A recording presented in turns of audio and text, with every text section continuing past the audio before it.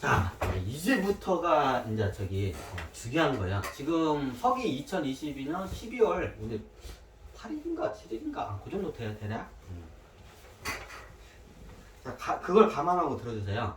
자, 여기서 이 회사들이 총 자산이 예전에 4조 원이 맞았어. 부동산, 주식 갖고 있는 주식, 아까 이게 자산의 종류가 5개 했죠. 현금, 동산, 부동산, 금융자산, 그리고 무형자산. 근데 이 회사가 가지고 있던 부동산 값이 예를 들어 반토막이 났어. 요즘 뭐 반토막 난 반천. 이 회사가 가지고 있는 부동산 값이 반토막이 났어. 근데 예전에는 이게 맞았어. 4조 원이. 근데 반토막이 나서. 자, 주식값도 반토막이 났어. 갖고 있는 자산이 주식이 반토막이 났어. 보통 이게 주식도 반토막이 나고 이게 시장에 지금 부동산 값이 반토막이 나잖아요. 그러면 동산 값은 더 떨어져요.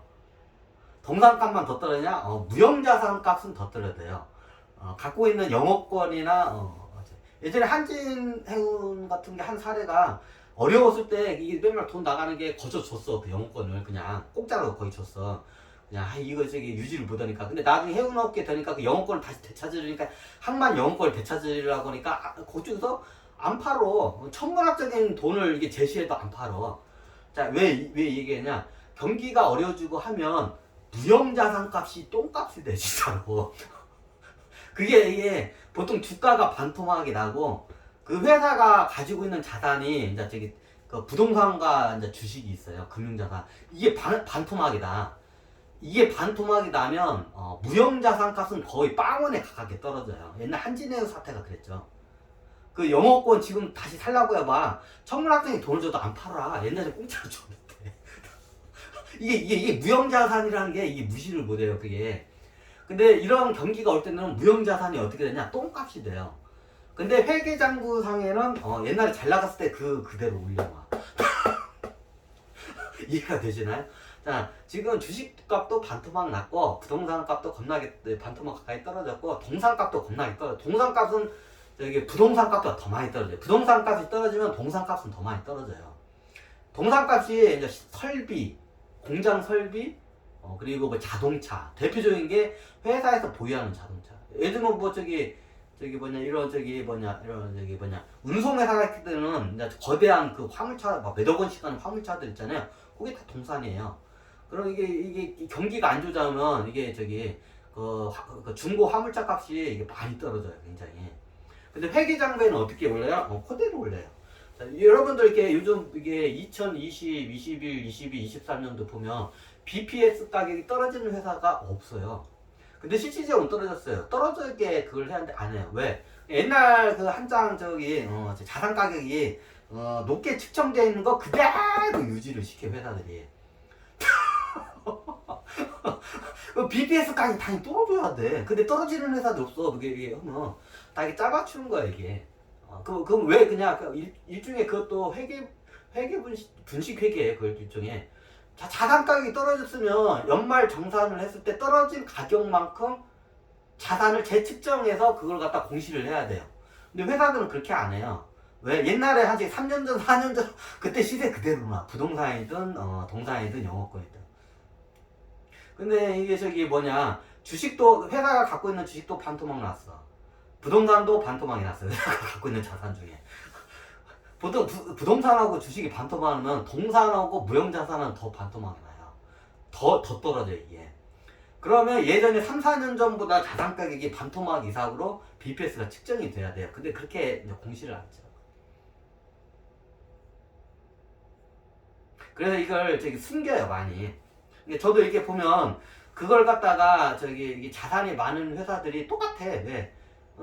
지금 원리 원칙대로 갖고 있는 회사가 갖고 있는 금융자산이나 부동산, 무형자산 가격이 많이 지금 떨어졌어요. 앞으로도 많이 떨어질 것 같아, 내가 봤을 때. 근데 옛날 가격으로 그대로 공시를 하고 있어. 그럼 그게 바른 이게 BPS라고 볼 수 없죠. 그것도 일종의 분식회계예요.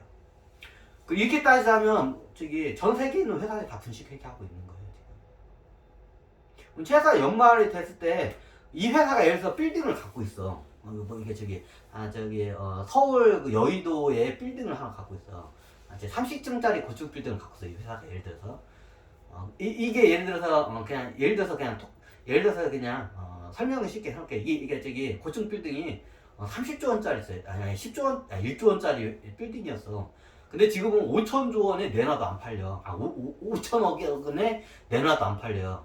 한참 이게 가격이 좋을 때 1조 원짜리 빌딩인데, 초고층 빌딩 그 회사가 갖고 있는 게 1조 원짜리 빌딩인데, 이게 팔라고 내놓으니까 이게 안 나가.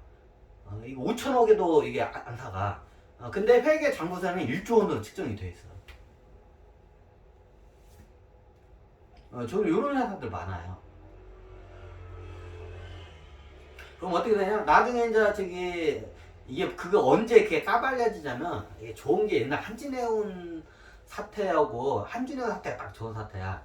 옛날 한진해운이 예전에 BPS가 제가 알기로는 뭐 처음에 만 원이 만 원 가까이 됐다고 했다가 뻥쳤다가, 한 주당 BPS 가격이 만 원 가까이 뻥쳤다가 나중에 갑자기 이제 제주중에서 7,000원, 5,000원, 3,000원 내려다가 나중에 이제 채권단이 이제 싹 들어가지고 싹 까발리니까 BPS가 166원. 거의 자본주의 직전 사태죠. BPS가 166원까지 됐다고 막 이게 나온 사태가 있어요. 지금 그런 회사들이 겁나요.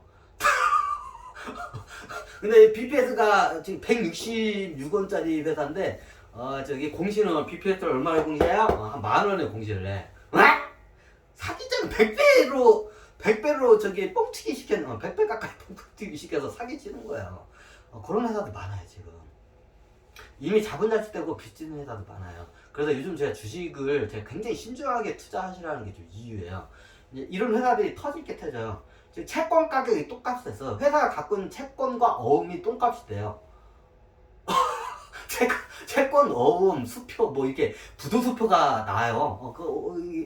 금융권에서 휴지 조각 돼. 그럼 나중에 회사의 BPS로 이걸 총자산으로 잡아놨는데 휴지 조각을 내. 근데 그걸 갖다가 총자산에서 휴지 조각이 됐다고 못 올려. 그렇게 올렸다가 나중에 주주들이 알면 어떡해요. 난리다. 그러니까 못 올려. 그냥 감추고 있는 거야. 그럼 나중에 감추고 하다가 나중에 이제 회사가 이제 고르비 해가지고 이제 손을 댈 수 없는 정도 같으면 그때는 어떻게 되냐? 채권단들이 니들 못 맺겠다 해가지고 채권단들이 이제 와요. 보통 우리나라 같은 경우에는 채권단 얘기 따로 이걸 해야겠구나.